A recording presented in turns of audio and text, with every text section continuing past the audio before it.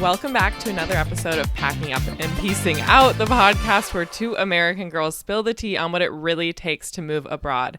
I'm Lily, an American in London, and this is Taylor, an American in Prague, and welcome back to another episode.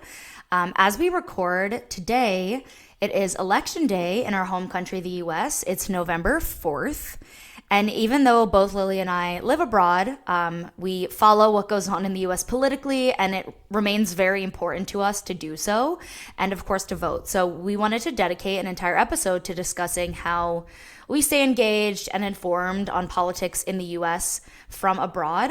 But this episode will definitely apply to anyone who has moved to any country and wants to stay involved in what's going on in their home country politically. Definitely. And I mean, I think I would say I have like changed my mind on this multiple times in terms of how involved I am. I've always voted from abroad, but I think I used to be a lot more like addicted to the news cycle. And now I'm a little bit more detached. So it'll be interesting to discuss because I have a sneaking suspicion you're a bit more involved and engaged with like US politics and news than maybe I am. So we can have two different perspectives. Yeah, probably, but also that is, I did study politics, so I've always been really like politically involved and engaged. But I think like most people who move abroad probably won't be interested at the level that I am. But being American now, I feel like it's so hard because following the news cycle closely is so bad for our mental health. Exactly. That's why I don't do it. Yeah, there's such extreme things going on right now, so it also feels like voting feels even more important than ever, even though being in New Jersey and Oregon, like Democratic states, our votes are not as important as people in what are called swing states, so like Pennsylvania, Ohio, but still it's our civic duty, and women have only been able to vote for a little over 100 years, so we got to keep it going. But yeah, this election this year, just a little background, this is an off-year election in the US. So it's not as big as the midterm election, which will be next year in 2026, or the presidential election year in 2028. So this year there's no Senate races. Not many House races except if there's a vacancy. Really the two biggest elections right now that people are watching are for mayor in New York City and also the governor of New Jersey in my home state. And it's very close. It's very 50-50, super close. And New Jersey is a Democrat state when it comes to the federal elections when voting for president. And we, as long as I can remember, have had Democrat senators, but our governors switch back and forth. And it's been decades since we've had the same party in power as governor 3 terms in a row. And we have had a Democrat the last 8 years. So the history is not looking good.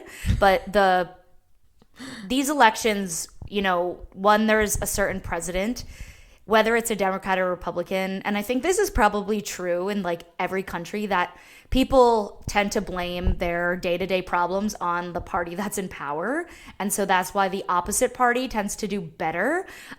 So fingers crossed, the polls don't close until 8 p.m. Eastern time. So I won't know until the following day. And who knows, with how close it is, there might need to be very close counting. But yeah, I'm excited about this episode, and we'll also link some resources in the show notes that can help you with voting from abroad as a US citizen. These are some that I personally have used, but of course this process is different in every country. In some countries, you don't even have the right to vote from abroad if you don't live in that country. Thankfully, in the US we can, but a little Googling should help you figure this out regardless of where you're from. Sometimes you can vote in the embassy. I know a lot of my foreigner friends here in Prague are able to vote from their embassy. I'm not 100% sure if this is possible in the US, but just everything that I've read, that as an American abroad, at least in the Czech Republic, you have to send in your ballot via email and mail. So I don't know if you could vote at the embassy, but maybe not. But it's easy to vote by mail. So let's just jump in.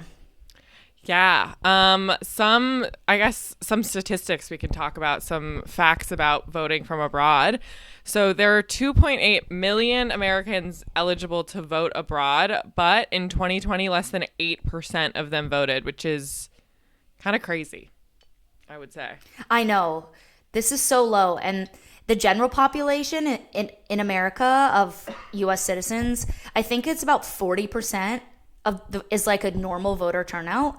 So Americans abroad is so much lower, and like it's expected to be a little lower, I think, because people, especially if they've lived abroad for a long time, just feel detached from the US. But this number is just totally abysmal, especially like given that our country is like so divided and most Americans do feel strongly about belonging to one party over the other because we really only have two choices. This number is just like totally shocking. Yeah, and I had a professor this last year who is American but has lived in the UK for like 30 years, and she was saying that she hadn't voted in a US election the whole time that she moved abroad until 2016 because it seemed like the most dire election. Or maybe she didn't even vote in 2016. It might have been 2020 because like I think it just had never seemed that urgent, and like that's the only reason that she started voting from abroad. So I think a lot of people, it's because they feel disconnected, they don't know how to do it. It's not top of mind because we're not getting ads. Like in the US, you're getting a bunch of ads from candidates. You're very aware that election day is coming up and you're going to have to vote. But when you're voting from abroad, it's kind of all up to you. I mean, sure, you see the news about election day coming up, but you have to do all of the planning in terms of figuring out how. So I could see I definitely know most of my friends that live abroad, I think vote, but I think a lot of them don't do it in midterm elections because it's just not as like they don't think about it as much. Then all of a sudden it's election day and it's like it's too late because you have to plan really far in advance, which we can talk about. Yeah, you have to be just like way more than if you just were living in the US and can just drive a couple minutes to cast your vote in person. I mean, to be fair, in the presidential last year, based on what people in New Jersey went through, which was like 5 to 6 hour lines to vote in person for the election, it was easier for me to vote from another country. And that is also terrible because a lot of people had to leave the line because they have childcare, they have work, they have so many things that they cannot be in line for 6 hours on election day. So that's just very much voter disenfranchisement. And it seems like when I've heard about voting in England, for example, where my boyfriend is originally from, it seems so much that doesn't really happen. I don't know. It seems a lot. Yeah. I will say though, voter turnout in England is low. I don't know the stats, but it is not. I think it's interesting. Sometimes, I mean, a lot of times Brits will shit on American politics, and I'm just like, I mean, I don't know what to tell you. It's not that much better here. Like no one, basically the people that vote are older people. Yeah. And I guess like a lot of people in our age group, and I definitely feel this way, that like based on our political systems, that your vote doesn't make that much of a difference. Like when you look in the UK, and I don't follow politics there as closely as the US and the UK, but it seems like the current prime minister just isn't really doing much of what he promised, and he was supposed to come in, more as this liberal leader, and like he's just kind of doing the same thing that a conservative party member would do. And it kind of feels like that in the US, and obviously we're in different times because of Trump, but yeah, I don't know. I feel like a lot of young people just feel like their vote doesn't matter because in the US and UK, our leaders are just going to be doing terrible things no matter what, which is really disappointing. It's like a more horrible of the thing same. to feel. I mean, I feel that exactly. way. I'm so disenfranchised at this point. I still vote and I still have like small slivers of hope, but yeah, I have very little amounts of hope. But anyway, we should talk about actually like the logistics of voting abroad.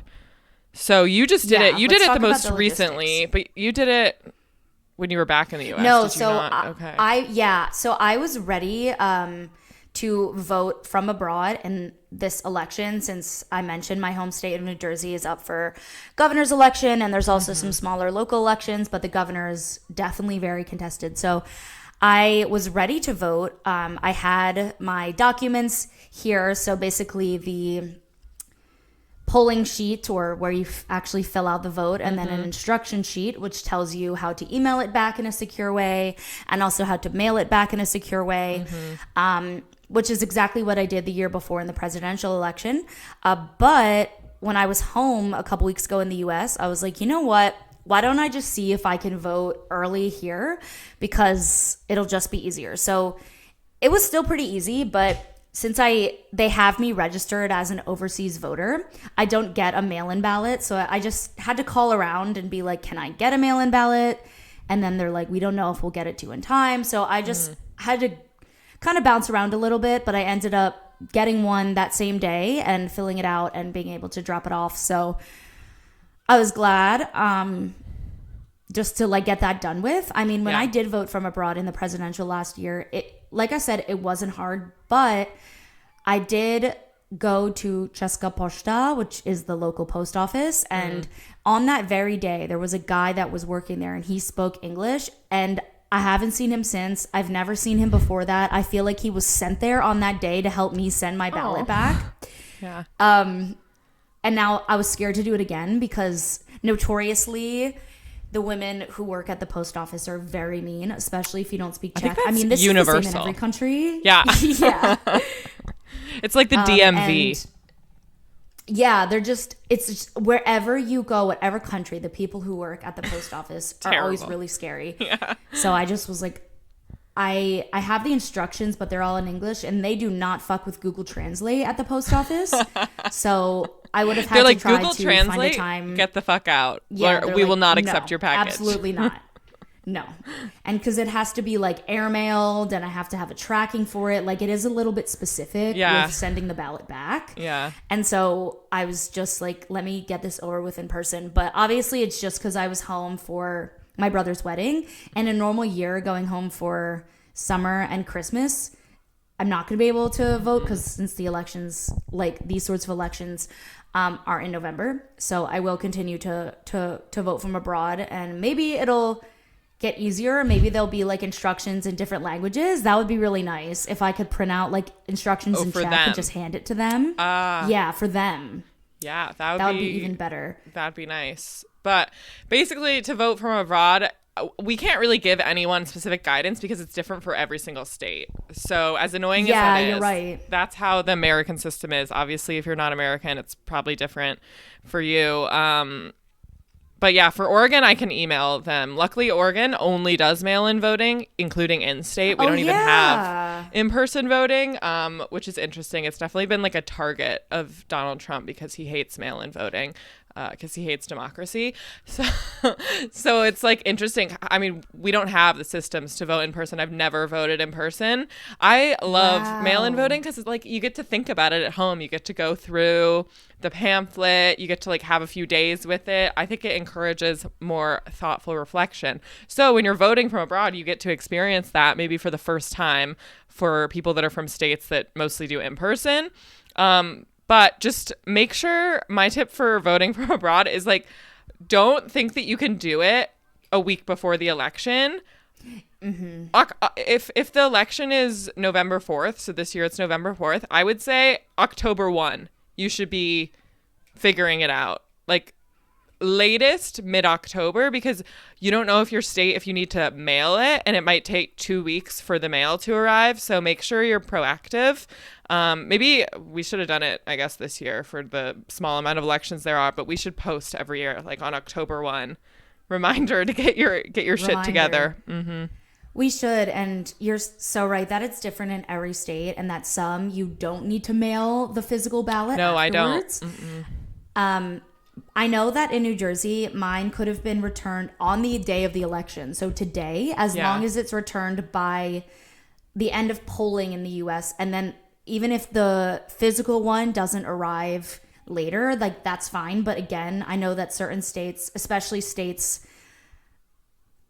that I'm just going to assume this, but typically in more conservative states, they try to suppress voting as much as they can. Yeah, and of course. Most people who live abroad lean liberal. So two other stats that I found. Yeah. People who consider them liberal are more likely to have a valid passport than people that consider themselves conservative. This is no surprise, of course. And then there was a small survey I found by an expat tax service of 1,000 Americans abroad, or no, of 1,000 people. Democrats are 86% more likely than Republicans to consider immigrating in response to the current political climate. So even though we didn't immigrate because of the current political climate in the US, more and more people are now. And so I think stat just goes to show that there is a greater base of Democrats abroad. There's even an organization called Democrats Abroad, and they are a really good resource. But I was able to figure out how to vote through the U.S. Center for Voters Abroad. I heard of them last year because they reached out to me to do a couple TikTok videos. And just to talk about, not either party. They were very specific, like don't talk about the party you're voting for, don't say a candidate to vote for. But basically on their website, you put in what country you're currently living in and a little more information. And they lay it out so simply how to vote based on what state you're from in the US and anything else that you might need. And what is so crazy about the US is that no matter how long you've lived abroad, as long as you're a U.S. citizen and like obviously not committed like certain felonies or I don't even know. We're not going into that. But you can vote. So even if, we continue to live in London and in Prague for the rest of our lives, we can always vote in American elections. And I know that some people see this as like controversial. What do you think about it? Really? Yeah. Interesting. Because you don't live there, so why should you get a say? I totally understand that. But also, we always have to file taxes as American citizens. No matter where you live, you have to file taxes. So if I couldn't vote, it would be like representation or taxation without representation vibes. So true. But I do remember we have a Scottish family friend, and I think in Scotland, I think maybe it changed, but it had been like if you live abroad for a certain amount of time that you can't vote. Like after 10 years or something of living abroad, you're not allowed to vote, which a lot of countries have that. And some countries, like you can't even vote from abroad, like Ireland. They just had like a big election. And I know that if you're traveling, you have to physically be there in person to vote. So like I remember for the abortion referendum, because abortion was illegal in Ireland until like I think 4 years ago. It was kind of when I first moved abroad, because then it went super viral on social media, videos of women traveling from Australia back to Ireland to vote. I remember that too. Which is so crazy that that's the case in Ireland, which I think most people would consider like a very, democratic leaning country, like liberal, open democracy. Yeah, they just don't have like the infrastructure for it. Like systems, I don't know. Yeah, especially Ireland, because so many Irish people have left Ireland. So it's really like the emigration rate in Ireland is like a huge issue there, and a ton of them have left for Australia and the UK. So the fact that they aren't allowed to vote abroad, I think it's especially sucky would be the word. Yeah. I read something that this year in the Czech Republic, they corrected or updated their policies to either allow or make it easier for Czech people who live abroad to vote. So I'd be interested to see like what the stats are, and that I do wonder if people from certain countries like the US, where things are so tumultuous politically, if like say we feel more of a reason to care about voting than people in say a European country where obviously it has its own problems, but they're maybe not as extreme or they don't feel as affected by them. Like I wouldn't be surprised because obviously like abortion, the referendum, that's, as a woman especially, that's such a huge topic to so many women. So you see why people felt so compelled. But then I wonder in certain countries where things are more stable, if people don't care as much. I wouldn't be surprised. 100%. Also, Americans that live abroad now are constantly being reminded of politics, because every time you meet a new person, they ask you what you think about Trump, who you voted for, are you a Republican, are you a Democrat? Like even I was talking to my boyfriend, and he was saying something like his work involves a lot of international politics, and something came up, and his boss, he said that his girlfriend's American, so like he needs to make sure he can still get into America. Like they were joking about the issues with immigration in the US. And his boss was like, "Oh, well, your girlfriend, like, so is she a Republican?" Like, he didn't ask anything about his girlfriend, just if I voted for Trump or not. And I'm like, it really is the first thing a ton of people will ask you when you open your mouth and they find out you're American, which I don't think is true for almost any other country in the world, which is so interesting. Yeah. And annoying. I think that Europeans almost want to, it's because, obviously they think that the fact that Trump could be our president is just so preposterous, but I almost think that they want to see like a real Trump supporter in the wild. Like they actually almost want you to be a Trump supporter so they can be like, so. Because it's like you're almost like a zoo animal, because to them, the things that Trump stands for to a lot of Europeans is so far right extremist, which I mean, yeah, I think the same, but it's like the fact that they know 78 million Americans voted for him to become the president this time around. I think it's like it feels unreal to them, and they just see it online. So to see one of these Trump supporters in person, I've actually never had someone ask me to my face that I can remember. If you're a Trump supporter? But online all the time. Yeah. Oh, I get asked it all the time. Like, I swear it's the first thing people asked. That is, maybe it's just like in the UK but no, definitely when I first was in Spain, when I was studying abroad, Trump was president, and like everyone would ask, like, did you vote for Trump? Not even like nothing. They would just go, did you vote for Trump? And yeah, it's interesting. Maybe like country by country, it's different. Maybe it depends on the politics of the country. Maybe it's because the Czech Republic is a bit more like right leaning. Yeah. Like maybe a lot of people there like Trump, or I don't think they do. Definitely some people do. Like there definitely are these base of Europeans that love Trump. So yeah, I mean, Czech and being in Central Europe is definitely a lot more conservative than in the UK. But even like just, I can't really think of, even when I've been traveling, like a specific example of someone asking. And it's funny because I don't know if people realize that when you meet an American abroad or an American traveling, they're very unlikely to be a Trump supporter because, as we said, less Republicans have passports. Yeah. They're way less likely to like move abroad. So the chance of meeting one in the wild is a lot lower. But I do get a lot of comments about it on social media, like, which is so funny because I'm so outspoken about my political views, but get comments, like a lot of comments that try to make fun of horrific things in the US. Like I recently posted a video about ice water in the US. I did. That was going pretty viral. Thing. It went super viral. And of course in the comments, it's European people making fun of school shootings. Always. Like, that's never funny. That's never funny. And do you not, like I genuinely think it's out of ignorance though, in that they don't realize that the South and like the Midwest versus like the East and the West Coast are like two totally different countries. Like I have never seen a gun not in a museum. And so like as an American, I think a lot of Europeans were like, what? But you love guns. Like, no, I've never seen one. Well, other than seeing it in a police like holster, but like not seeing them pulling it out or in a museum. I've never seen one because like where I'm from, it's really hard to even own one in New Jersey. There's not much of a hunting culture there. It's just not a thing. And I know we talked about this a little bit in a previous episode, like just state by state differences versus in Oregon. But like the xenophobic comments making fun of school shootings, I hate because the school an American says they miss ice water. It's just like insane. Like do they think most Americans like want that? Even a lot of Republicans are in support of stricter gun laws. Yeah. It's just that our politicians are too influenced by big lobbyists that fund their political campaigns, so they don't listen to what people want. But yeah, I get those comments a lot. And it's so fucked up. It really is.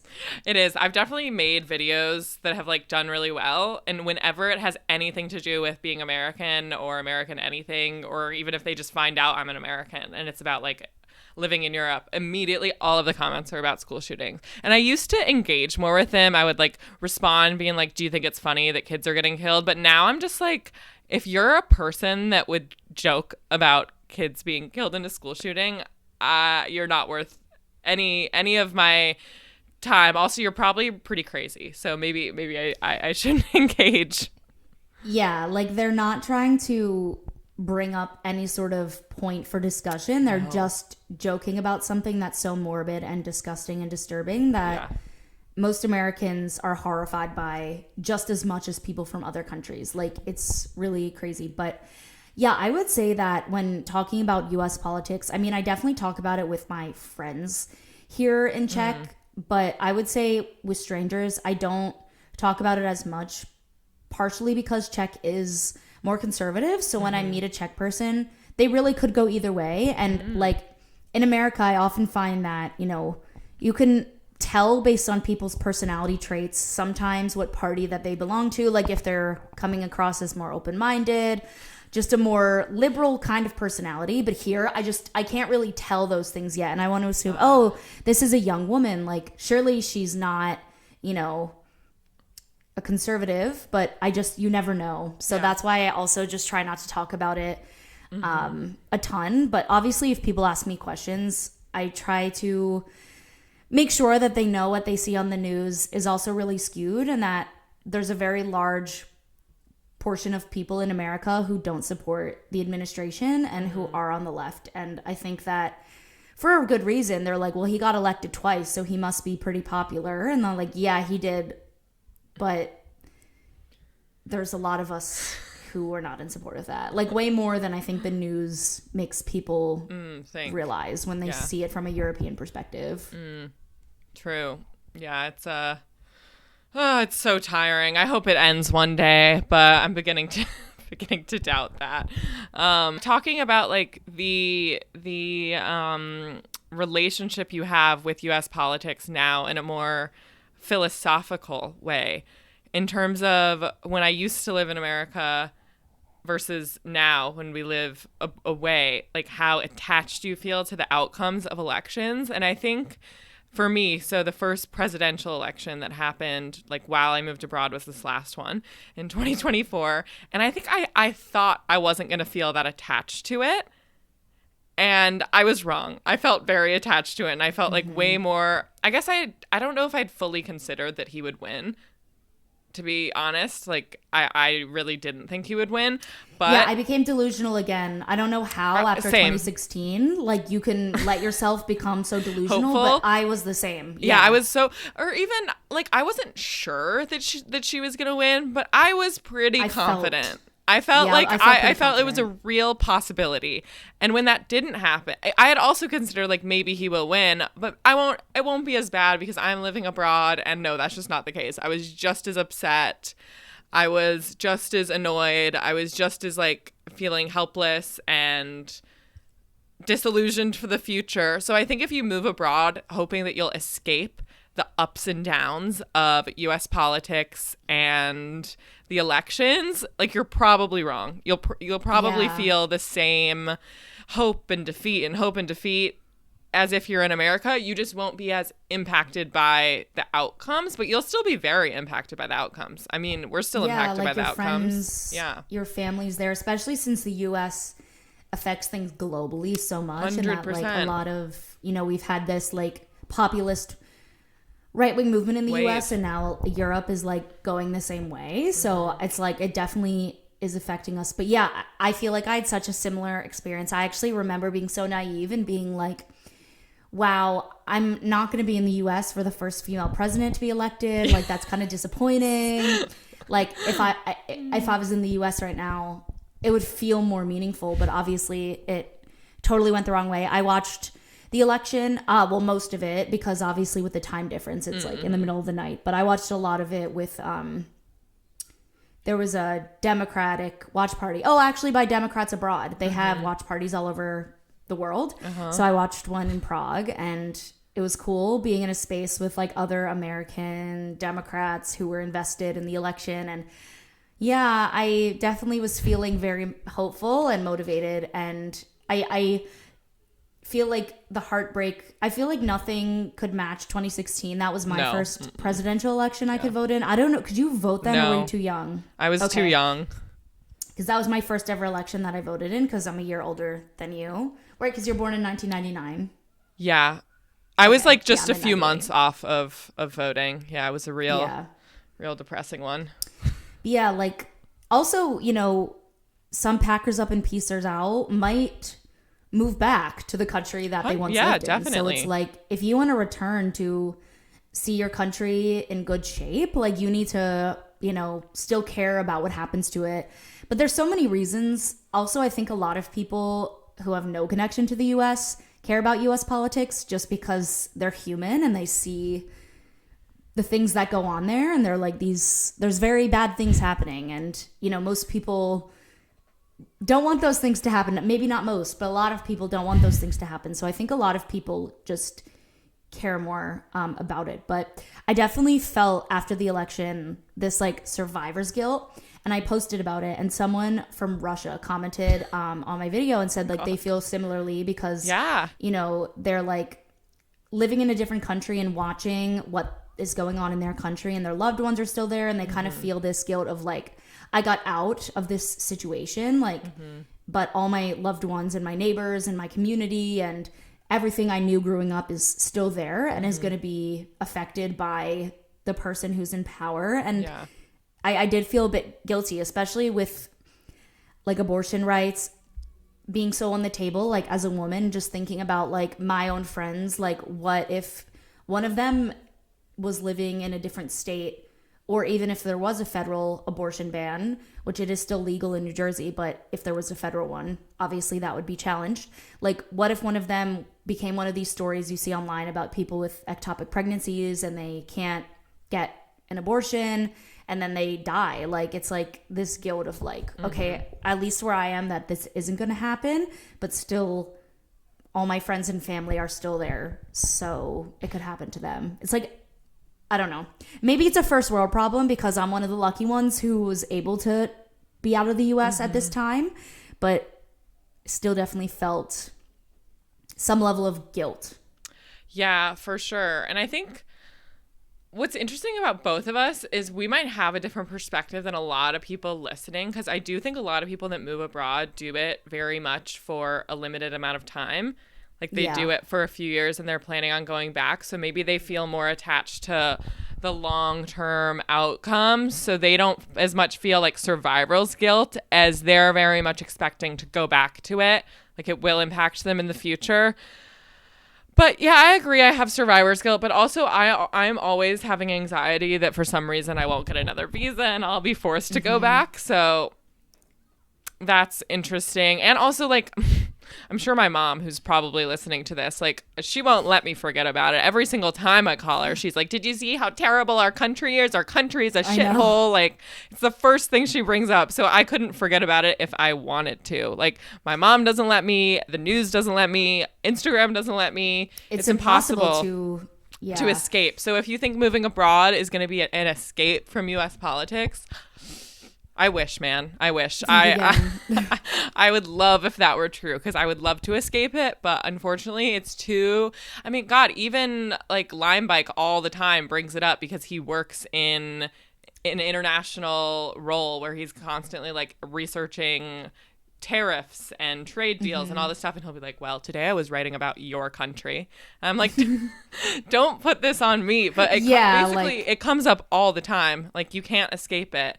So if you're from a tiny country that no one knows about your politics, in some ways, lucky you. Because honestly, because even when, say, I see Mark's family here, his uncle or his mom, or even my friends, and it's like the most insane, atrocious thing you think could ever happened in the U.S. the day before. And we, at this point as Americans, I think we're so, under Trump, we feel so many bad things has happened that we're starting to become desensitized, which is terrible, because I feel like that is the beginning stages of dictatorship. And I mean, it's fascism. Yeah, it is. Like, we're desensitized to it. Like alligator Alcatraz. Like, if this happened during like a normal Republican, like it would have been global outrage. But like, we're so desensitized to all the horrible things that the administration has done. But then, for a European person, I feel like it's almost like the elephant in the room. It's like, did you see what Trump did like yesterday? Because it's like there's a constant flow of terrible things. So yeah, you just can never avoid it because it does always come up. Yeah. And like, it is hard, especially when it's massive atrocities, like to just act like you can go on in your life like normal, and like that things are not just totally falling apart. But should we talk a little bit about getting involved in politics in your new home country and kind of how we've been navigating that now that we've been living in our respective countries for a little over a year? Yeah, I think this is interesting because I've never, well, obviously neither of us can vote in Prague or in London, and won't be able to for probably quite a long time. So it's still, I think, really important to be aware of what's going on in politics. It's also, I just think it's a good thing to like learn about in terms of culturally, because it can explain other things that are going on culturally, or, you know, other things that are going on in your life, whatever, can be explained by what's going on in the news and what's going on with politics. But I mean, for the UK, it's a bit easier for me because everything is in English, and it's very accessible to me to understand what's going on in politics. What about for you in Prague, or for anyone that has moved to a country where they don't speak the language fluently? Like, how do you figure out what's going on? Have you tried to? This is such a good question. Obviously, most of the information about politics is in Czech. Yeah. But there are a lot of resources that are in English. There are a lot of content creators that create content about politics in this country in English. So I feel like I've been able to learn about it decently well in the past year, and also talking about it with some of my friends. But yeah, like you said, we can't vote not until if we eventually become citizens of the countries that we live in, which is definitely my hope in the Czech Republic. So you definitely feel this level of detachment, even though that whoever is in power does have an effect on you, obviously, because things like immigration policy, especially, but even just smaller things about taxes and money and the roads, and it affects you, but you just don't have a say. And the thing is, I got some really nasty comment and messages from this one girl who stalks me. She's made multiple accounts to comment on my stuff because I block her every time. But she was shaming me for not posting about telling people who to vote in the Czech election. And I couldn't see where she's coming from, in the sense that, oh, well, you live here now, so you should care about this country. And obviously I do, but I've been here for 1 year, and I don't claim to understand the nuances of what Czech people, especially people who the average person has a significantly lower income than me. You know, I don't claim to come here and suddenly know the intricacies. I definitely know where I stand and what party that I would be in if I could vote, but I just didn't feel like it was my not responsibility, my position to be like, here's who you should vote for. I didn't think it was my place, because maybe after I'm here for longer, and maybe once I can vote, even before I can vote, I think even if I'm here for 4 or 5 years, I'd have a much deeper understanding of the political system. But they were like, you want to be Czech, you have a half Czech boyfriend. They literally said half Czech boyfriend. That's how closely like they follow me. That's so creepy. I know, it's so creepy. And they're like, you want to have your kids here, yet you can't even post about the election? Like, honestly, she's probably listening. Hi. Hope you're having a good day. She definitely is listening. She's definitely listening. But yeah, like, I wish I could, trust me, I wish I could vote here, because I know that who is in power does affect me. And the person who was just elected to be the prime minister, like, he is definitely much less favorable towards immigrants. They more specifically often target immigrants of color from certain countries. So I do feel, you know, that I could never have the same level of fear that an immigrant in this country who is not white can have. And I don't claim to be able to represent the immigrant voice. Like, I have such a privileged perspective. But yeah, I was so angry, and I shouldn't let comments like that get to me. And I rarely do anymore, but I was like shaking with anger that day, because like, I used to get so made fun of growing up for like being a feminist and being political and being a liberal. Oh yeah. I was a feminazi. Like, everyone called me a feminazi. Yeah. Yeah. And like being like, oh, you're this crazy feminist, you're a man hater, which, please call me it. Call me it. You ain't they're wrong about that.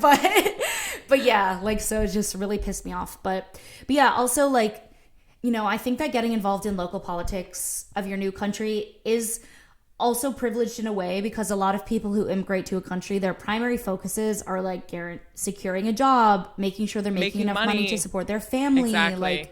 like they're learning not the worried. language. Yeah. Yeah, like learning the language so they can get a job, like navigating the visa system, because even though we've talked about our struggles, like when someone is from a country that is non-white or is a certain religion, so much harder.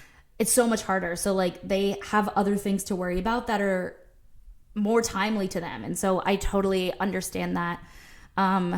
But yeah, I think this was a fun discussion, and as our listeners can probably tell, I'm very passionate about this topic because I did study politics, and so if Democrats abroad want to sponsor us, reach out. Please sponsor us. Sponsor us for the midterms. Come on the podcast. Yeah. Come on the podcast. Talk about voting. Maybe someone that's more of an expert can come on and talk about it. Or I don't know. Yeah, that'd be interesting. Getting someone. I remember actually that Trump did tweet something in the last year about like Democrats abroad, like not the group, but like the Democrats abroad, like those of us who live abroad, and being like something like, oh, they shouldn't vote, something to that effect. Okay. So our right to vote isn't necessarily it's not always guaranteed. Secure. Like we need to make sure we exercise it. And yeah, we'll see what happens. By the time this comes out, we should know whether New Jersey has a Trump-loving Republican or an amazing former Navy pilot Democrat woman as governor. So I'm not going to lie, you describing it that way, I'm not super hopeful. Because whenever there's a competition between an amazing woman and a man that can barely tie his own shoes, it's like the man always wins. The man always somehow wins. Yeah. They're so under, like, just so many things. But New Jersey is pretty 50-50 right now, and so I will be following it closely into the night as long as I can stay up. I'll be following your Instagram stories for updates. I'm sure I'll find out there. But let's get into our segment this week. Figured it was appropriate, given the episode topic, to do our immigrant problem of the week, where we discuss the highs and lows of immigrating to a new country, settling in. What is yours for the week? What has been your problem? I do have a very specific problem this week. So I recently got my trade license, which means that I now have a business ID for being a self-employed person. And so when I file my taxes for this year, it's going to be easier with this trade license. And that also means now I can get into the public health insurance, which I'm glad about. And also they have some sort of like social security pension system. But my accountant was like, okay, so your trade license was approved at the end of September, and you need to actually start paying into the public systems now, but you can't because you're not registered in the public systems yet, because it takes months to get registered. So you're not only going to have to back pay for all these months, even though you're not in them, you'll also pay a fee for not paying it on time. Yeah. Oh God, how much is the fee? Is it big? It's not huge. I think it's like 500 crowns a month, which is... Okay, it's actually not that bad. It's like $20-something, but it's more just like the catch-22 of like, I can't pay it because I don't have like a health insurance number. Yeah. So I cannot pay for my public health insurance because I don't have a registration number because it takes months to get registered. So that's my current issue. Yeah, thankfully the fee isn't too high, but I'm so glad that I did this with like an accountant because he's been so helpful. And I've heard from multiple people who have done this process on their own and they're like, it's so easy. I just can't. I can't be bothered. Some people are really good at like money and taxes, and I am not one of those people. I'm not one of those people, or just like administrative stuff in general, especially since everything is in check. Oh, like God. Just no. Okay, what is your immigrant problem of the week, Lily? Yeah, mine is a bit more philosophical. I feel like you always come with a really concrete immigrant problem, and I come with like a greater minds life's question or something. So this week I bought two really exciting things. I bought a sewing machine And because I used to really love sewing, and I haven't had a sewing machine since moving abroad. I also bought a serger machine, which is like another type of sewing machine for those sewers out there. So basically, I've bought like things that are large items. I have never before, when I've moved abroad, like bought large items because I've never thought I was going to stay long enough. But I've bought these items, right? Really excited. Obviously, immediately I go into TikTok and I'm looking up like easy sewing projects that I can start with to reignite my sewing skills that I used to have. And I'm seeing all of these mostly American content creators with their beautiful big sewing rooms, right? And I have like a tiny corner of my bedroom that is also my desk. Like, you know, I live in a shitty London flat with 2 flatmates. It does the job for now. But I've kind of fallen into like the comparison hole, I guess you could say, where I'm just like, oh God, like I wish I had like a nicer space that I was more settled in, that like I had more of my things so I could just like immediately start sewing and doing all these projects, because I love crafting. Like I used to be a huge crafter, and it's something I haven't done for a while because you have to give up certain things when you move abroad. So now I'm just like, oh, I wish I could have a nicer flat and like skip all of these steps that you have to do when you move abroad. Like this is a specific example of it. But when you move abroad, you basically have to start again and go through all the steps of setting up your life again. You can't skip them. And so if you have moved abroad and are feeling frustrated because you did all these steps before, you had this stuff before, and now you don't, and you need to like do it all again, I'm with you. So that's my problem. It's a little philosophical. So exciting. No. I mean, I totally get it, and I can relate with. I used to do a lot of scrapbooking, and most of my stuff is still in the U.S. And I bring it little by little. But it's like when you have a hobby, you do kind of have to start over with building like a new kit in one place. And it is a lot. Like all the different, you need the scissors and the for scrapbooking, like all of the different scraps and things and stickers and all this stuff. And it takes a long time to like get all the stuff you want. And I think it's kind of a metaphor for everything else in life when you move abroad. Like you have to get a phone number and a credit card and all this stuff. So these little pieces. Yeah. So that's definitely overall.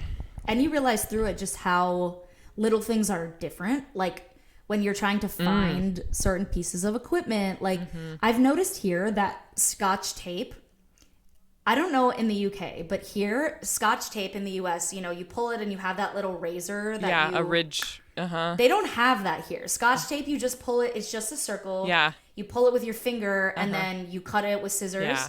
Like, and I miss it's annoying. that ridge so much. So there's just these tiny things that you never realized were like country specific. And as you start to build up this new hobby, like you realize. I'm also curious too, like if you'll need to buy things with like measurements, like if that's going to be in the or the metric system, right? Like is the sewing machine, we shall see, because they have there's a little thing on it, right? That like is some sort of measurement, and I'm curious like if that's like in millimeters. It must be in the in the metric system because it's a British sewing machine. So it's all going to be different. I'm going to learn again. Get more used to it. Yeah, that's so exciting though. Like I want to see what projects that you come up with. We'll see. I have a lot of holiday gifts to make, basically. That's why I was like, I need to buy it now. If I'm going to buy it at any time, it has to be now, because now I have almost enough time to make a few holiday gifts and like get back into it. So perfect. Yeah. Okay. So that was a great episode.